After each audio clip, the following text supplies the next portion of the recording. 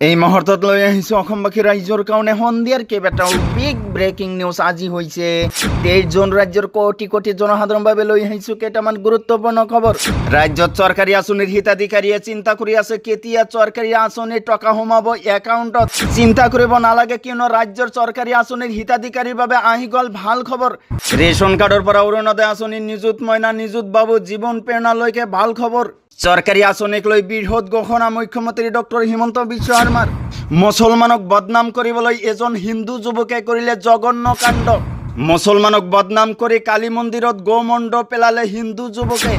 ৰাজ্যত মুছলমানক বদনাম কৰিবলৈ ভয়ংকৰ কাণ্ড। কোনে এই জঘন্য কাণ্ড কৰিলে সবিশেষ লৈ আহিছো আজিৰ ভিডিঅ'ত। লগতে অসম তথা ভাৰতবৰ্ষৰ বিভিন্ন প্ৰান্তৰ পৰা যোগত কৰা হৈছে কেইবাটাও গুৰুত্বপূৰ্ণ খবৰ। গতিকে এনেবোৰ খবৰ নিতৌ পাই থাকিবলৈ চেনেলটো ছাবস্ক্ৰাইব কৰি ভিডিঅ'টোত এটা লাইক কৰিবলৈ নাপাহৰিব। হয় বন্ধু বান্ধৱীসকল, আজি আমাৰ প্ৰথমটো খবৰ খুবেই গুৰুত্বপূৰ্ণ খবৰ। লগতে অসমবাসী ৰাইজৰ কাৰণে এটা ডাঙৰ খবৰ। ৰাজ্যবাসীলৈ আহি গ'ল ভাল খবৰ। চৰকাৰী আঁচনিক লৈ বৃহৎ ঘোষণা মুখ্যমন্ত্ৰী ডক্টৰ হিমন্ত বিশ্ব শৰ্মাৰ। ৰেচন কাৰ্ডৰ পৰা অৰুণোদয়, নিযুত মইনা, নিযুত বাবু, জীৱন প্ৰেৰণালৈকে ভাল খবৰ দিলে মুখ্যমন্ত্ৰী ডক্টৰ হিমন্ত বিশ্ব শৰ্মাই।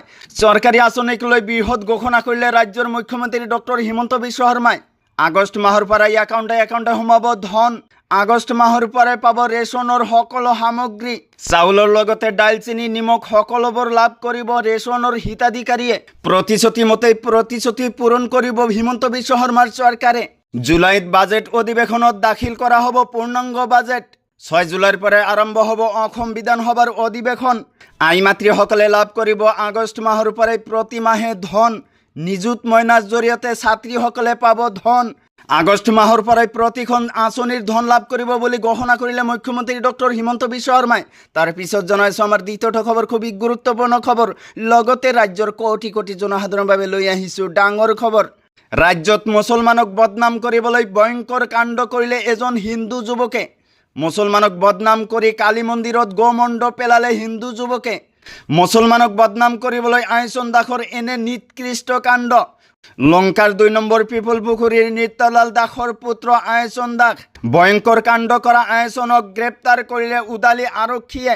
ৰিয়াজুদ্দিন নামৰ এজনক গৰুৰ কাটাৰ মূৰ বিচাৰি ফোন কৰিছিল আয়চনে। টেলিফোনিক বাৰ্তালাপৰ ৰেকৰ্ডিং সংগ্ৰহ আৰক্ষীৰ। মুছলমানক বদনাম কৰিবলৈ নিকৃষ্ট পন্থাৰ অভিযোগ। আয়চন দাসৰ আঁৰত শক্তিশালী চক্ৰ জড়িত থকাৰ সন্দেহ।